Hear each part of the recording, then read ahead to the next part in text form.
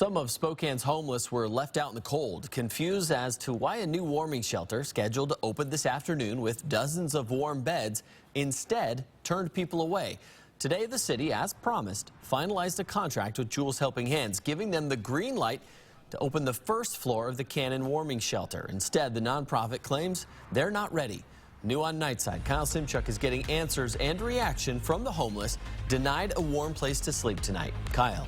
Well, the staff at Jules Helping Hands claim they didn't think the city would actually pull through with the finalized contract by this afternoon, even though they told us earlier this week they plan to open today. The nonprofit says it's too short of a notice for their staff and payroll. It's cold, but I end up surviving it. Earl Moody thought he'd be sleeping in a warm bed tonight at the Cannon shelter. Instead, he's in a tent underneath the railroad tracks, trying to stay warm with his best friend. Shelby, come here, baby. Shelby, come here, mama. She's my baby.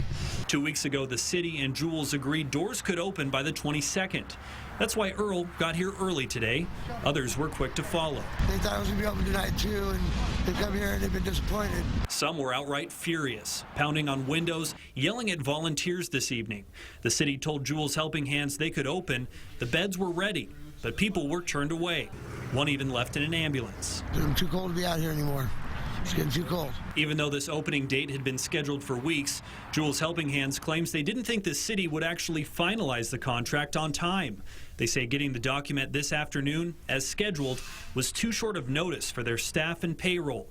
Tonight, they could have opened the lower floor of the shelter. There's enough space for 30 people. Instead, the nonprofit plans to open tomorrow. That's what I'm hoping for.